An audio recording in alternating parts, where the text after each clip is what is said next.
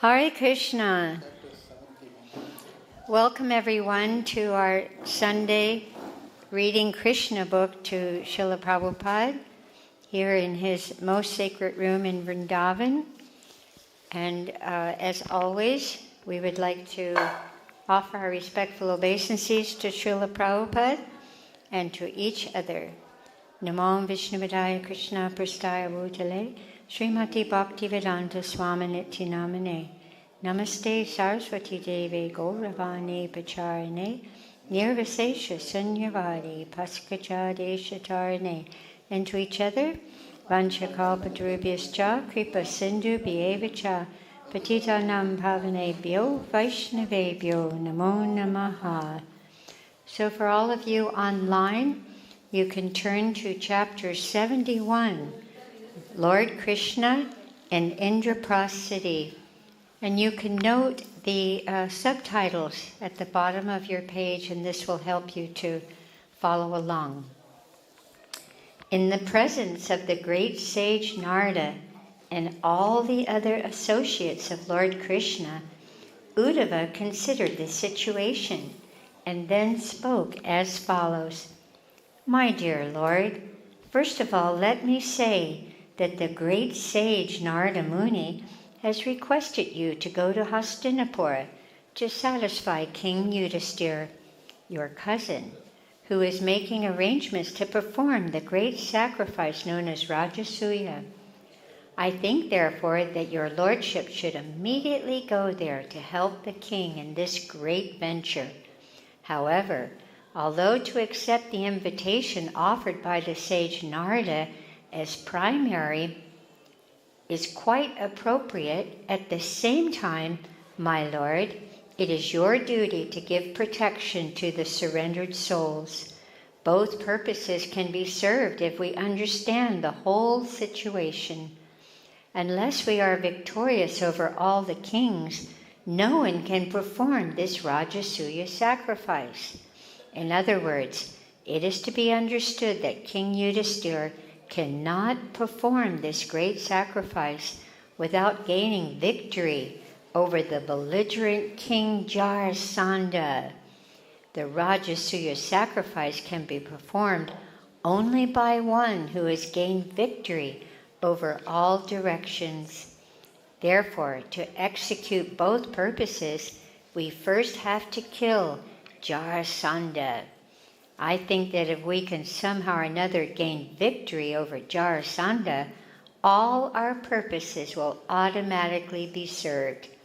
The imprisoned kings will be released, and with great pleasure we shall enjoy the spread of your transcendental fame for having saved the innocent kings whom Jarasandha has imprisoned.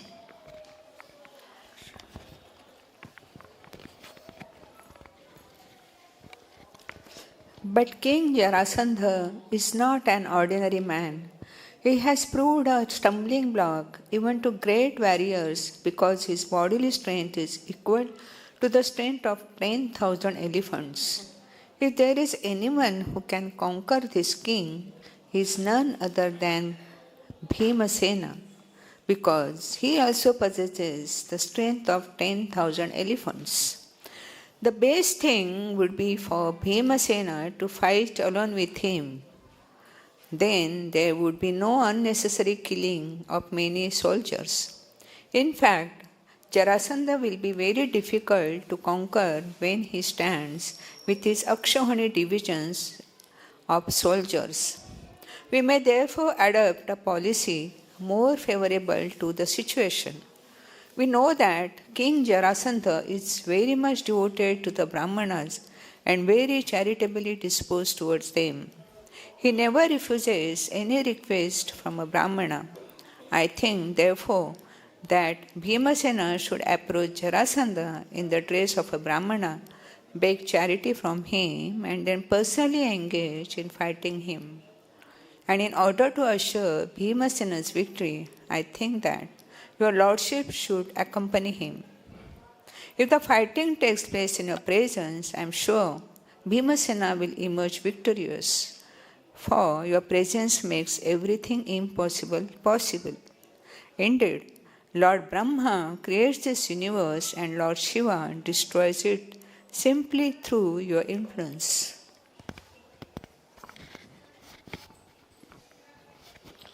Actually, you create and destroy the entire cosmic manifestation. Lord Brahma and Lord Shiva are only the superficially visible causes. Creation and destruction are actually performed by the invisible time factor, which is your impersonal representation. Everything is under the control of this time factor. If your invisible time factor can perform such wonderful acts through Lord Brahma and Lord Shiva, will not your personal presence help Bhimasena conquer Jarasandha? My dear Lord, when Jarasandha is killed, the queens of all the imprisoned kings will be so joyful at their husbands being released by your mercy that they will all sing your glories, being as pleased as the gopis were when released from the hands of Shangachuda. All the great sages, the king of the elephants, Gajendra, the goddess of fortune, Sita, and even your father and mother were all delivered by your causeless mercy. We also have been thus delivered, and we always sing the transcendental glories of your activities. Therefore, I think that if the killing of Jarasandha is undertaken first, that will automatically solve many other problems. As for the Rajasuya sacrifice arranged in Hastinapura, it will be held either because of the pious activities of the imprisoned kings or the impious activities of Jarasandha. My lord, it appears that you are to go personally to Hastinapur to conquer demonic kings like Jarasandha and Shishupal, to release the pious imprisoned kings, and also to perform the great Rajasuya sacrifice. Considering all these points, I think that your lordship should immediately proceed to Hastinapur.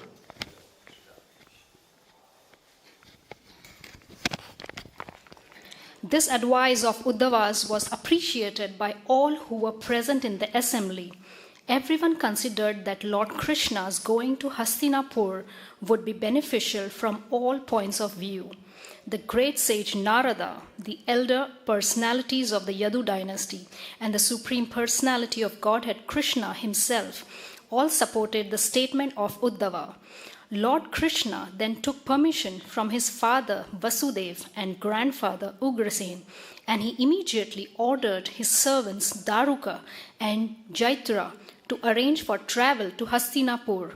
When everything was prepared, Lord Kṛṣṇa especially bid farewell to Lord Balaram and the king of the Yadus, Ugrasen, and after dispatching his queens along with their children and sending their necessary luggage ahead, he mounted his chariot, which bore the flag marked with the symbol of Garuda. Before starting the procession, Lord Kṛṣṇa satisfied the great sage Narada by offering him different kinds of articles of worship. Naradji wanted to fall at the lotus feet of Kṛṣṇa, but because the Lord was playing the part of a human being, he simply offered his respects within his mind, and fixing the transcendental form of the Lord within his heart, he left the assembly house by the airways. Usually, the sage Narada does not walk on the surface of the globe, but travels in outer space. After the departure of Narada, Lord Kṛṣṇa addressed the messenger who had come from the imprisoned kings and told him that they should not be worried, for he would very soon arrange to kill the king of Magad, Jarasandha. Thus he wished good fortune to all the imprisoned kings and the messenger.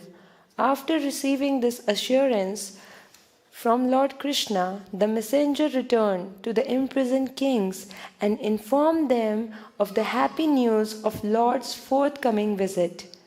All the kings were joyful at the news and began to wait very anxiously for the Lord's arrival.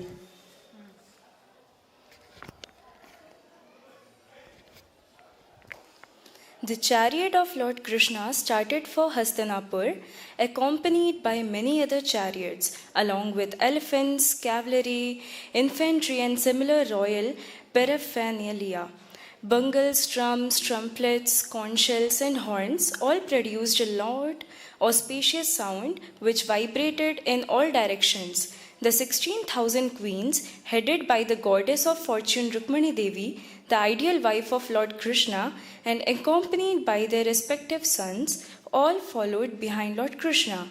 They were dressed in costly garments decorated with ornaments, and their bodies were smeared with sandalwood pulp and garlanded with fragrant flowers, riding on palankis nicely decorated with silks, flags, and golden laces.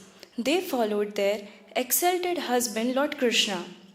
The infantry soldiers carried shields, swords, and lances in their hands and acted as royal bodyguards to the queens. In the rear of the processions were the wives and children of all the other followers, and there were many society girls also following. Many beasts of burden like bulls, buffaloes, mules, and asses carried the camels, bedding, and carpets, and the women who followed were seated in separate palankis on the back of camels. This panoramic procession was accompanied by the shouts of the people and was full with a display of different colored flags, umbrellas, and whisks, and different variety of weapons, dress, ornaments, helmets, and armaments. Shining in the sunlight, the procession appeared just like an ocean with high waves and sharks. In this way, the procession of Lord Krishna's party advanced toward Hastinapura, or New Delhi, and gradually passed through the kingdom of Anarta, Gujarat province. Sorry, my glasses. Soviras, Surat, the great desert of Rajasthan, and then Kurukshetra. Between those kingdoms were many mountains, rivers, towns, villages, pasturing grounds, and mining fields. The procession passed through all these places in its advance. On his way to Hastinapur, the Lord crossed two big rivers, the Dristavati and the Saraswati. Thus he crossed the provinces of Panchala and Matsya. In this way, he ultimately arrived at Hastinapura, or Indraprastha. The audience of the Supreme Personality of Godhead, Kṛṣṇa, is not at all commonplace. Therefore, when King Yudhishthira heard that Lord Kṛṣṇa had arrived in his capital city, Hastinapura, he became so joyful that all his bodily hairs stood on end in great ecstasy, and he immediately came out of the city to properly receive the Lord. He ordered the musical vibrations of different instruments and songs, and the learned Brahmana of the city began to chant the hymns of the Vedas very loudly.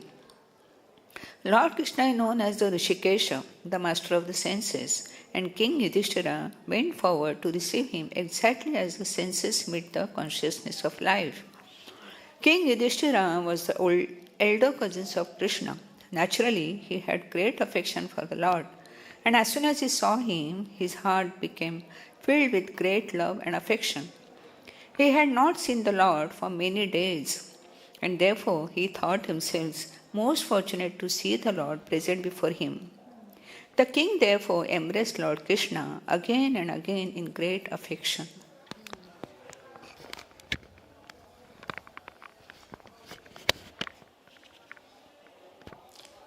The eternal form of Lord Kṛṣṇa is the everlasting residence of the goddess of fortune.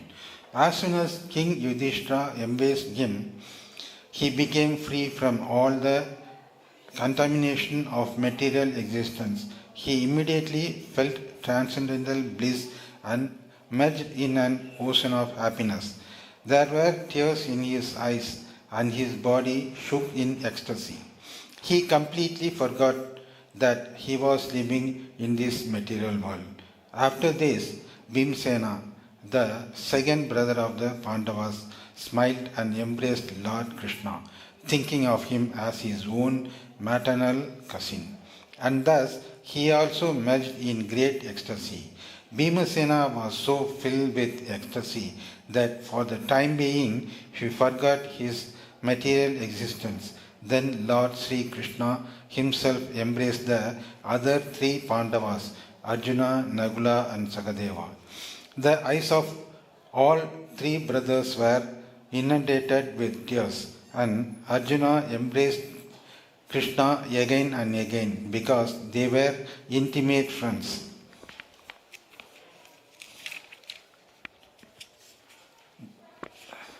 The two younger Pandava brothers, after being embraced by Lord Kṛṣṇa, fell down at his lotus feet to offer their respects. Lord Kṛṣṇa thereafter offered his obeisances to Brahmanas present, as well as to the elder members of the Kuru dynasty, like Bhishma, Drona, Dhritarashtra.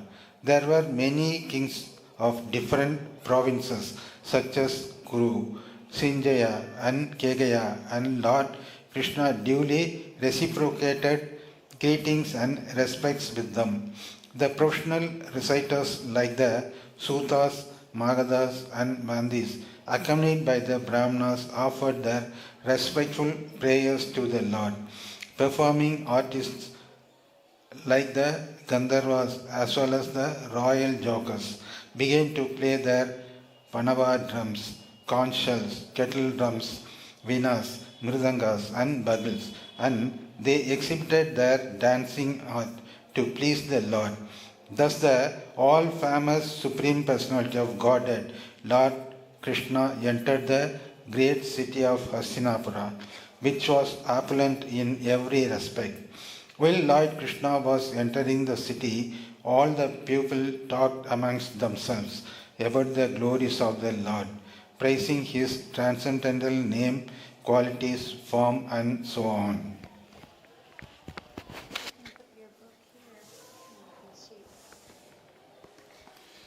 The roads, streets, and lanes of Hastinapur were all sprinkled with fragrant water through the trunks of intoxicated elephants.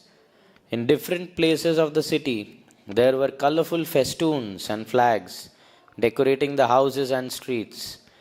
At important crossroads, there were gates with golden decorations, and at the two sides of the gates, there were golden water jugs. These beautiful decorations glorified the opulence of the city. Participating in this great ceremony, all the citizens gathered here and there, dressed in colorful new clothing and decorated with ornaments, flower garlands, and fragrant scents. The houses were all illuminated by hundreds and thousands of lamps placed in different corners of the cornices, walls, columns, bases, and architraves, and from far away the rays of the lamps appeared to be celebrating the festival of the Deepavali, a particular festival observed on the New Year's Day of the Hindu calendar. Within the walls of the houses, fragrant incense was burning, and smoke rose through the windows, making the entire atmosphere very pleasing. On the top of every house, flags were flapping, and the golden water pots kept on the roofs shone brilliantly. Lord Kṛṣṇa thus entered the city of the Pandavas, enjoyed the beautiful atmosphere, and slowly proceeded ahead. When the young girls in every house heard that Lord Kṛṣṇa, the only object worth seeing, was passing on the road, they were very eager to see this all-famous personality. Their hair loosened and their tightened saris became slack due to the hastily rushing to see him. They gave up their household engagements, and those who were lying in bed with their husbands immediately left them and came directly down onto the street to see Lord Kṛṣṇa. The procession of elephants, horses, chariots, and infantry was very crowded.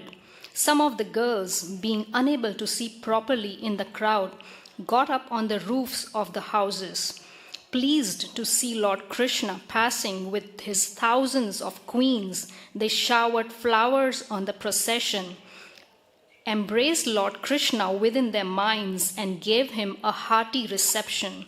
When they saw him in the midst of his many queens, like the full moon situated amidst many luminaries, they began to talk amongst themselves.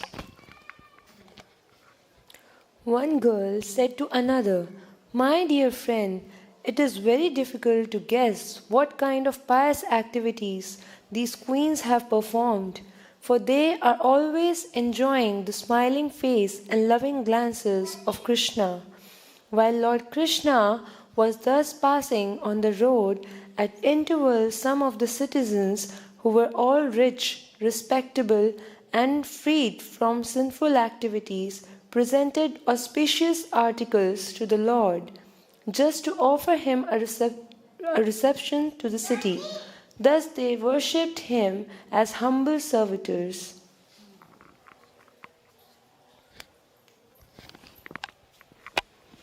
When Lord Kṛṣṇa entered the palace, all the ladies there were overwhelmed with affection just upon seeing him. They immediately received Lord Kṛṣṇa with glittering eyes, expressing their love and affection for him. And Lord Kṛṣṇa smiled and accepted their feeling and gestures of reception. When Kunti, the mother of the Pandavas, saw her nephew Lord Kṛṣṇa, the Supreme Personality of Godhead, she was overpowered by love and affection. She at once got up from her bedstead and appeared before him with her daughter-in-law Draupadi, and in maternal love and affection she embraced him. As Maharaj Yudhishthir brought Kṛṣṇa within the palace, the king became so confused in his jubilation that he practically forgot what he was to do at that time to receive Kṛṣṇa and worship him properly. Lord Kṛṣṇa delightfully offered his respects and obeisances to Kunti and other elder ladies of the palace. His younger sister Subhadra was also standing there with Draupadi, and both offered their respectful obeisances unto the lotus feet of Lord. At the indication of her mother-in-law, Draupadi brought clothing, ornaments, and garlands, and with his paraphernalia they received the queens Rukmani, Satyabhama, Bhadra, Jambati, Kalindi, Mitravrinda, Lakshmana, and the devoted Satya. These principal queens of Lord Kṛṣṇa were first received, and then the other queens were also offered a proper reception. King Yudhishthira arranged for Kṛṣṇa's rest and saw to it that all who came along with him, namely his queens, soldiers, ministers, and secretaries, were comfortably situated. He had arranged that they would experience a new feature of reception every day while staying as guests of the Pandavas. It was during this time that Lord Sri Krishna, with the help of Arjuna, allowed the fire god Agni to devour the Khandava forest for his satisfaction. During the forest fire, Krishna saved the demon Mayasura, who was hiding in the forest. Upon being saved, Mayasura felt obliged to the Pandavas and Lord Kṛṣṇa, and he constructed a wonderful assembly house within the city of Hastinapura. To please King Yudhishthir, Lord Kṛṣṇa remained in the city of Hastinapura for several months. During his stay, he enjoyed strolling here and there. He used to drive on chariots with Arjuna, and many warriors and soldiers used to follow them. Thus ends the Bhaktivedanta purports of the 71st chapter of Kṛṣṇa, Lord Kṛṣṇa in Indraprastha city. Hari Bol.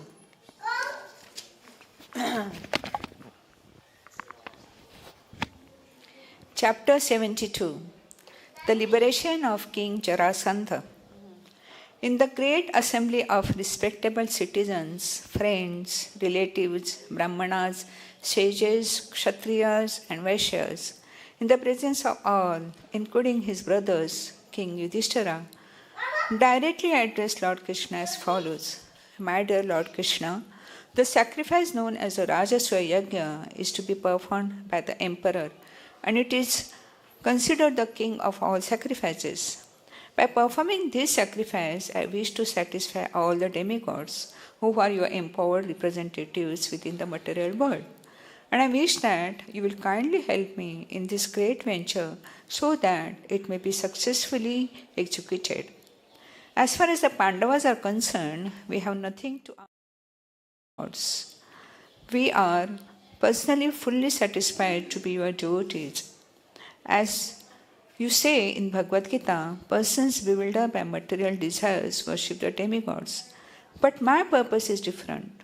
I want to perform this Rajasuya sacrifice and invite the demigods to show that they have no power independent of you, that they are all your servants and you are the Supreme Personality of Godhead.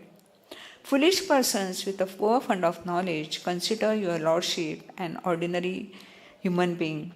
Sometimes they try to find fault in you and sometimes they defame you.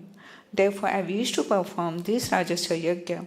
I wish to invite all the demigods, beginning from Lord Brahma, Lord Shiva, and other exalted chiefs of all parts of the universe. Chiefs of the heavenly planets. And in that great assembly of demigods from all parts of the universe, I want to substantiate that you are the Supreme Personality of Godhead and that everyone is your servant.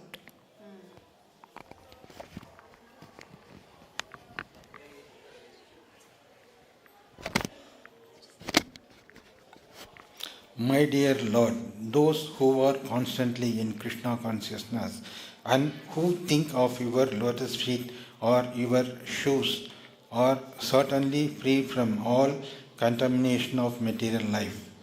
Such persons who engage in your service in full Krishna consciousness, who meditate upon you only and offer prayers unto you, are purified souls, being constantly engaged in Krishna conscious service. They are freed from the cycle of repeated birth and death. Or even if they do not want to be freed from this material existence but decide to enjoy material opulences, their desires are also fulfilled by their Krishna conscious activities. In fact, those who are pure devotees of your lotus feet have no desire for material opulences. As far as we are concerned, we are fully surrendered unto your lotus feet, and by your grace, we are so fortunate as to see you personally. Therefore, naturally, we have no desire for material opulences. The verdict of the Vedic wisdom is that you are the Supreme Personality of Godhead. I want to establish this fact, and I also want to show the world the difference between accepting you as the Supreme Personality of Godhead and accepting you as an ordinary, powerful, historical person. I wish to show the world that one can attain the highest perfection of life simply by taking shelter at your lotus feet. Exactly as one can satisfy the branches, twigs, leaves, and flowers of an entire tree simply by watering the roots. If one takes to Krishna consciousness, his life becomes fulfilled both materially and spiritually. This does not mean that you are partial to the Krishna conscious person and indifferent to the non-Krishna conscious person. You are equal to everyone. That is your declaration. You cannot be partial to one and not interested in others, for you sit in everyone's heart as the super soul and give everyone the respective results of his fruitive activities. You give every living entity the chance to enjoy this material world as he desires. As the super soul, you sit in the body with the living entity, giving him the results of his own actions as well as opportunities to turn toward your devotional service by developing Krishna consciousness. You openly declare that one should surrender unto you, giving up all other engagements, and that you will take charge of him, giving him relief from the reactions of all sins. Still, the living entity remains attached to material activities and suffers or enjoys the reactions without your interference. You are like the desire tree in the heavenly planets, which awards benedictions according to one's desires.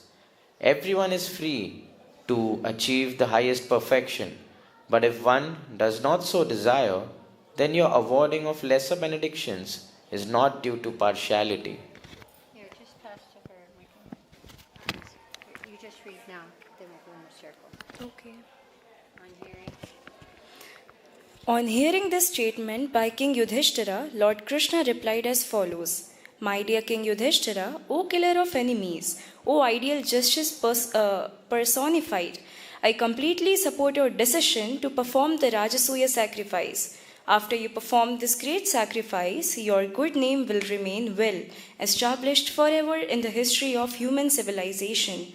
My dear King, I may inform you that all the great sages, your forefathers, the demigods, and your relatives and friends, including me, desire that you perform this sacrifice, and I think that it will satisfy every living entity. But I request that you first conquer all the kings of the world and collect all the requisite paraphernalia for executing this great sacrifice. My dear King Yudhishthira, your 4 brothers are direct representatives of important demigods like Vayu and Indra. It is said that Bhima was born of the demigod Vayu and that Arjuna was born of the demigod Indra, whereas King Yudhishthira himself was born of the demigod Yamaraja. As such, your brothers are great heroes, and you are the most pious and self-controlled king, and are therefore known as Dharmaraja. All of you are so qualified in devotional service to me that I have automatically been conquered by you. Lord Krishna told King Yudhishthira that he is conquered by the love of one who has conquered his senses. One who has not conquered his senses cannot conquer the Supreme Personality of Godhead. This is the secret of devotional service. To conquer the senses means to engage them constantly in the service of the Lord. The specific qualification of all the Pandava brothers was that they always engaged their senses in the Lord's service. One who thus engages his senses becomes purified. And with purified senses, the devotee can actually render transcendental loving service to the Lord and conquer him. Lord Krishna continued, There is no one in the 3 worlds of the universe, including the powerful demigods, who can surpass my devotees in any of the 6 opulences, namely wealth, strength, reputation, beauty, knowledge, and renunciation. Therefore, if you want to conquer the worldly kings, there is no possibility of their emerging victorious. When Lord Krishna thus encouraged King Yudhishthira, the king's face brightened like a blossoming flower because of transcendental happiness, and thus he ordered his younger brothers to conquer all the worldly kings in all directions. Lord Krishna empowered the Pandavas to execute his great mission of chastising the infidel miscreants of the world and giving protection to his faithful devotees. In his Vishnu form, the Lord carries 4 weapons in his 4 hands, a lotus flower and a conch shell in 2 hands, and with the other 2 hands a club and a disc. The club and disc are meant for the infidel miscreants and demons, and the lotus flower and conch shell are for the devotees. Because the Lord is the Supreme Absolute, the result of all his weapons is one and the same. With the club and the disc, he chastises the miscreants so that they may come to their senses and know that they are not at all in all, for above them there is the Supreme Lord.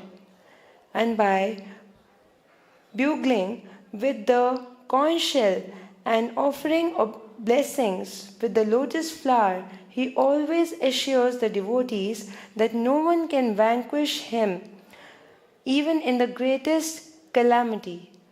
King Yudhishthir, being thus assured by the indication of Lord Krishna, ordered his youngest brother Sahadev, accompanied by soldiers of Shrijanya tribe, to conquer the southern countries.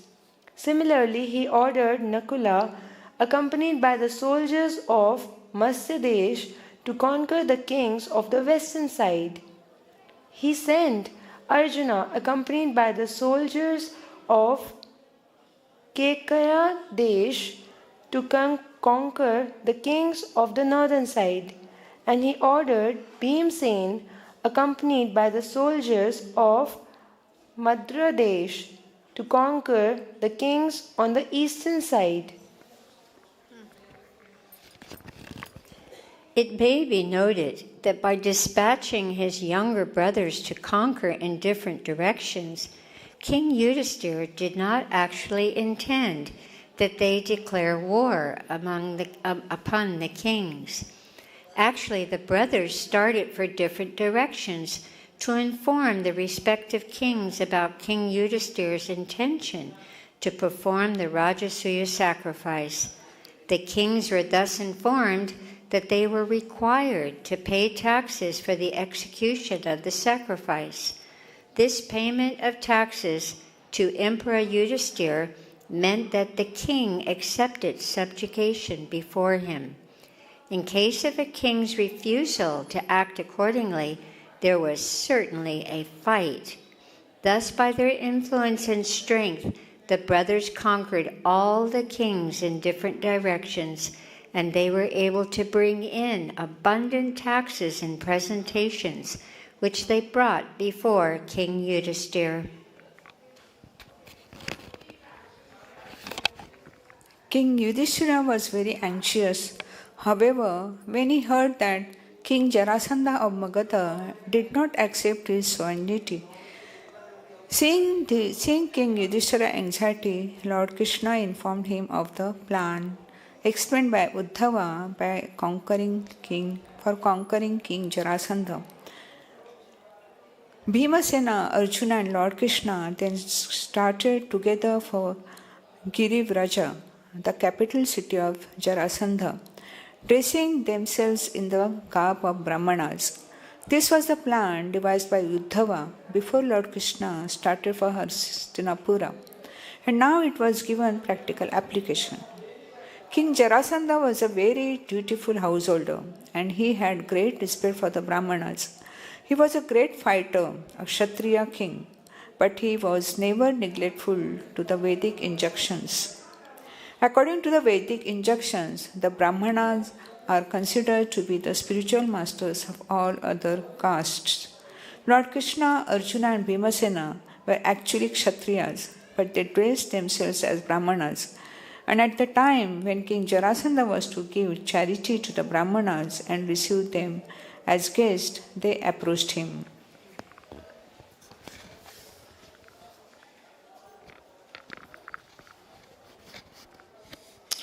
Lord Kṛṣṇa, in the dress of a Brahmana, said to the king, "We wish all glories to your majesty. We three guests at your royal palace have come from a great distance to ask you for charity, and we hope that you will kindly bestow upon us whatever we ask from you. We know about your good qualities. A person who is tolerant is always prepared to tolerate everything, even though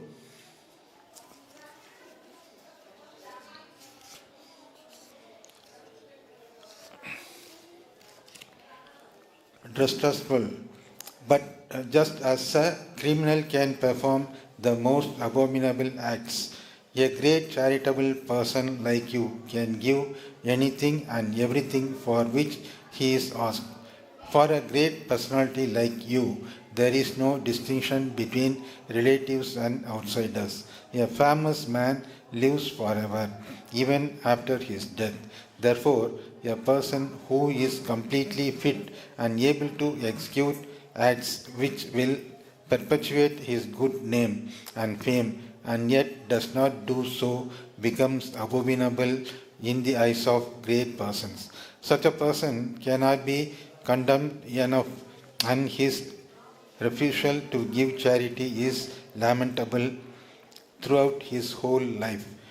Your Majesty must have heard the glorious names of charitable personalities such as Harichandra, Rantideva and Mudgala, who used to live only on grains picked up from the paddy field, and the great Maharaja Sibi, who saved the life of a pigeon by supplying flesh from his own body.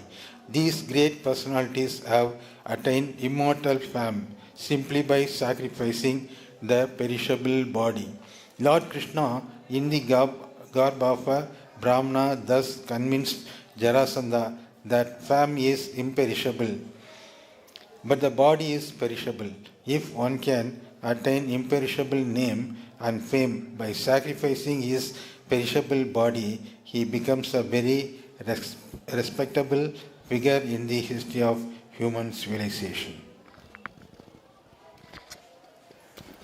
While Lord Krishna was speaking in the garb of a Brahmana, along with Arjun and Bhima, Jarasandha marked that the three of them did not appear to be actual Brahmanas.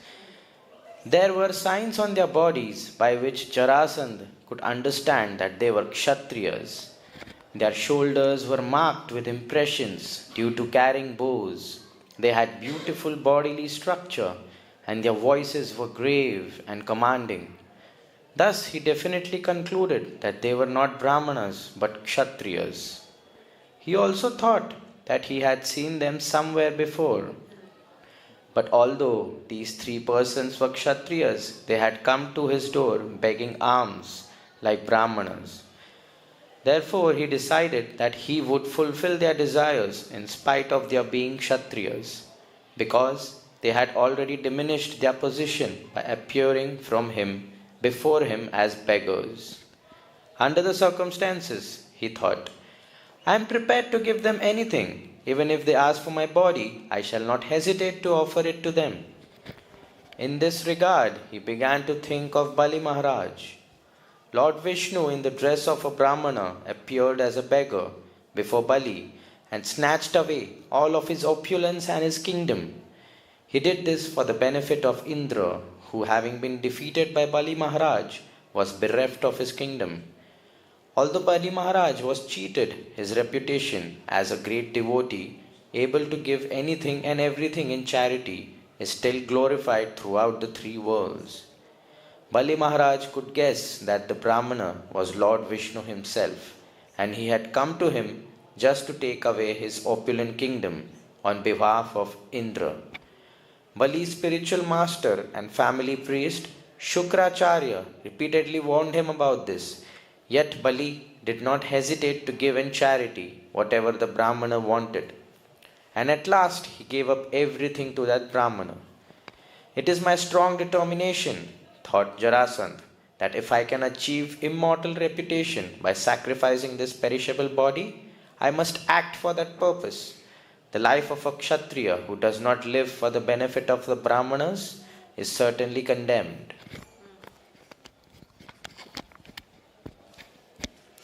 Actually, King Jarasandha was very liberal in giving charity to Brahmanas, and thus he informed Lord Krishna, Bhima, and Arjuna, My dear Brahmanas, you may ask from me whatever you like. If you so desire, you may take my head also. I am prepared to give it. After this, Lord Krishna addressed Jarasandha as follows, My dear king, please note that we are not actually Brahmanas, nor have we came here to ask for food or grain. We are all Kshatriyas, and we came here to beg a duel with you. We hope that you will agree to this proposal. You may note that here is a second son of King Pandu, Bhimasena, and the third son of Pandu, Arjuna. As for myself, you may know that I am your old enemy Kṛṣṇa, the cousin of the Pandavas.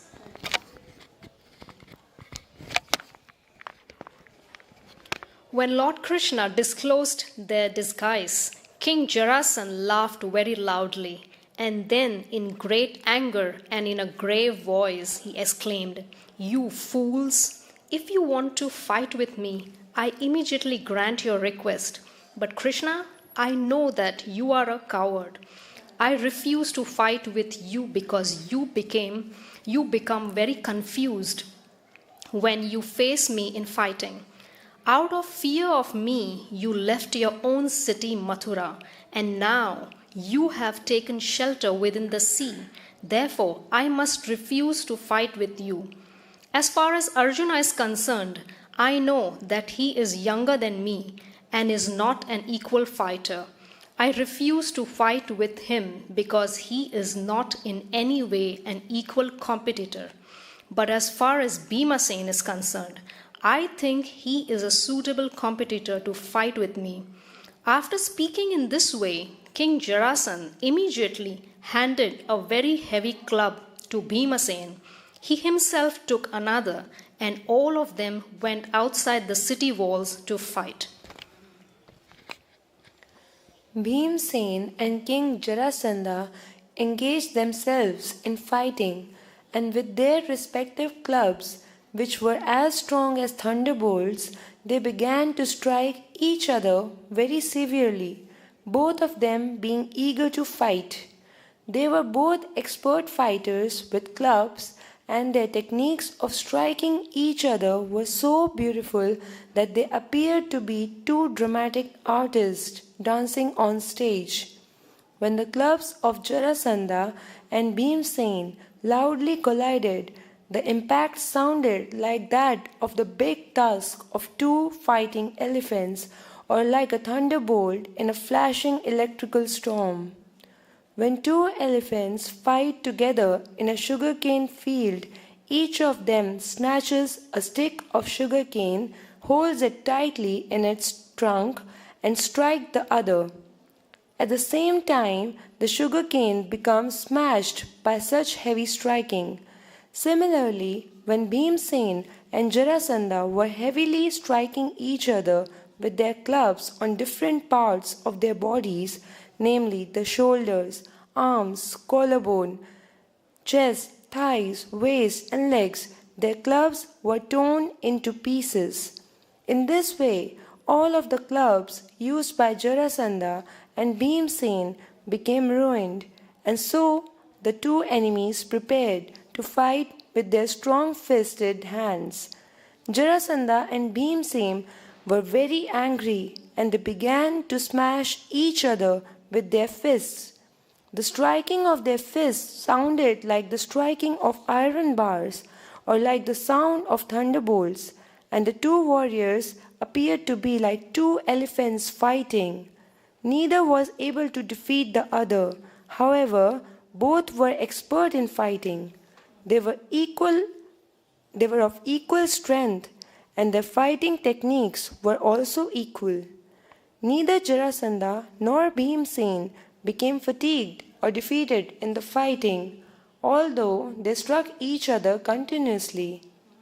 At the end of each day's fighting, they lived at night as friends in Jarasandha's palace, and the next day they fought again.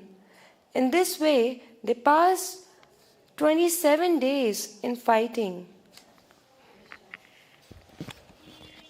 On the 28th day, Bhimasena told Kṛṣṇa, "My dear Kṛṣṇa, I must frankly admit that I cannot conquer Jarasandha." Lord Kṛṣṇa, however, knew the mystery of Jarasandha's birth.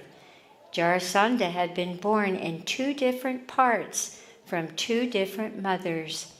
When his father saw that the baby was useless, he threw the two parts into the forest. There they were later found by a witch named Jara, who was skilled in the black arts. She managed to join the two parts of the baby from top to bottom. Knowing this, Lord Kṛṣṇa therefore also knew how to kill him. He hinted to Bhīmasena that since Jarasandha had been brought to life by the joining of the two parts of his body, he could be killed by the separation of these two parts. Thus Lord Kṛṣṇa transferred his power into the body of Bhīmasena and informed him of the device by which Jarasandha could be killed. Lord Kṛṣṇa plucked a twig from a tree and bifurcated it. In this way he hinted to Bhīmasena how Jarasandha could be killed. Lord Kṛṣṇa, the Supreme Personality of Godhead, is omnipotent, and if he wants to kill someone, no one can save that person.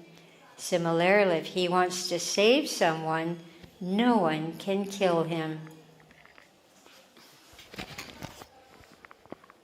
Informed by the hints of Lord Kṛṣṇa, Bhīmasena immediately took hold of Jarasandha's leg and threw him to the ground. When Jarasandha fell, Bhīmasena immediately pressed one of the Jarasandha's legs to the ground and took hold of the other leg with his two hands. Catching Jarasandha in this way, he tore his body in two, from the anus up to the head. As an elephant breaks the branches of a tree in two, Bhīmasena separated the body of Jarasandha. The audience standing nearby saw that Jarasandha's body was now divided into two halves, so that each half had one leg, one thigh, and one testicle, half a backbone, half a chest, one collarbone, one arm, one eye, and one ear and half a face.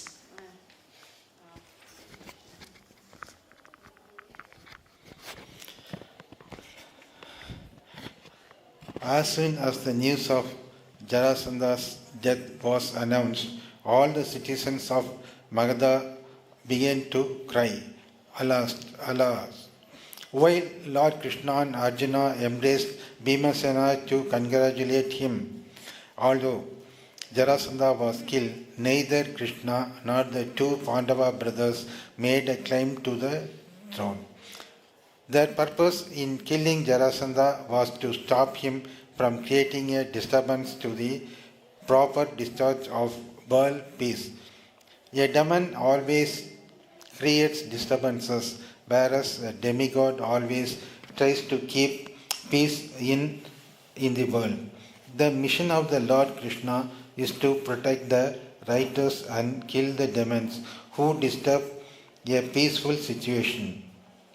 Therefore, Lord Kṛṣṇa immediately called for the son of Jarasandha, whose name was Sagadeva, and with due ritualistic ceremonies, the Lord asked him to occupy the seat of his father and reign over the kingdom peacefully. Lord Kṛṣṇa is the master of the whole cosmic creation, and he wants everyone to live peacefully and execute Krishna consciousness. After installing Sagadeva on the throne, he released all the kings and princes who had been imprisoned unnecessarily by Jarasandha. Thus ends the Bhaktivedanta purport of the 72nd chapter of Kṛṣṇa, the liberation of King Jarasandha. Hari Bol.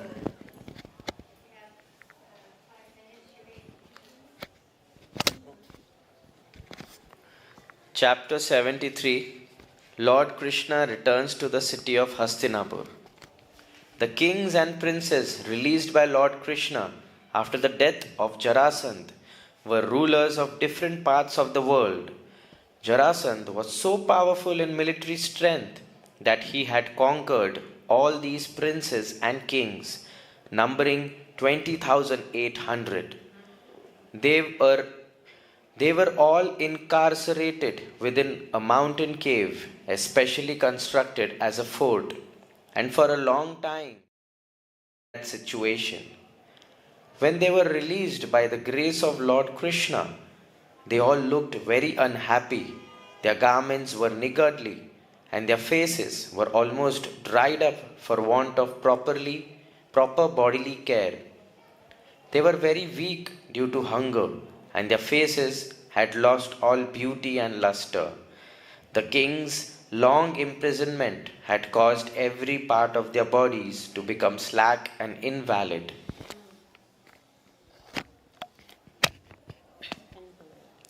However, because in that miserable condition they had the opportunity to think about Lord Krishna, they immediately saw him, and now as the Supreme Personality of Godhead, Vishnu, they saw that the color of the transcendental body of Lord Krishna resembled the hue of the newly arrived cloud in the sky.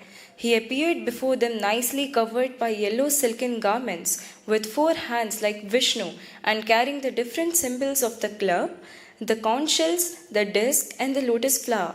His chest was marked with a golden line, and the nipple of his chest appeared like the whorls of the lotus flowers. His eyes appeared to spread like the petal of the lotus, and his smiling face exhibited the symbol of the eternal peace and prosperity. He wore glittering shark-shaped earrings, and his helmet was bedecked with valuable jewels. The Lord's necklace of pearls, and the bangles, and the bracelets, nicely situated on his body, all shone with a transcendental beauty. The Kaustubha jewel hanging on his chest glittered with great luster. And the Lord wore a beautiful flower garland. After so much distress, when the kings and princes saw Lord Krishna with his beautiful transcendental features, they looked upon him, to their hearts' content, as if drinking nectar throughout their eyes, licking his body with their tongues, smelling the aroma of his body with their noses, and embracing him with his arms. Thus, by dint of their beings in front of the Supreme Personality of Godhead, all reactions to their sinful activities were washed away. Therefore, without reservation, they surrendered themselves at the lotus feet of the Lord. It is stated in Bhagavad Gita that unless one is freed from all the sinful activities, reactions, one cannot fully surrender unto the lotus feet of the Lord. All the princes who saw Lord Krishna forget all their past tribulations. With folded hands and with great devotion, they offered prayers to Lord Krishna as follows. Dear Lord, O Supreme Personality of Godhead, Master of all demigods, you can immediately remove all your devotees' pangs because your devotees are fully surrendered unto you. O dear Lord Krishna, O eternal deity of transcendental bliss and knowledge, you are imperishable, and we offer our respectful obeisances unto your lotus feet. It is by your causeless mercy that we have been released from the imprisonment of Jarasandha, but now we pray that you release us from imprisonment within material existence. Your illusory energy, please stop our continuous cycle of birth and death. We now have sufficient experience of the miserable material life in which we are fully absorbed, and having tasted its bitterness, we have come to take shelter under your lotus feet. Therefore, please give us your protection. Dear Lord, O killer of the demon Madhu, we can now clearly see that Jarasandha was not at fault in the least. It is actually by your causeless mercy that we are bereft of our kingdoms, for we were very proud of calling ourselves rulers and kings. A ruler or king who becomes too much puffed up with false prestige and power gets no opportunity to understand his real constitutional position and eternal life. Under the influence of your illusory energy, such a foolish so-called ruler or king becomes falsely proud of his position, just like a foolish person who considers a mirage in the desert a reservoir of water. Foolish persons think that their material possessions will give them protection, engaged in sense gratification, they falsely accept this material world as a place of eternal enjoyment. O Lord, O Supreme Personality of Godhead, we must admit that before this we were puffed up with our material opulences. It was as if we were intoxicated. Because we were all envious and wanted to conquer one another, we all engaged in fighting for supremacy, even at the cost of sacrificing the lives of many citizens. This is the disease of political power.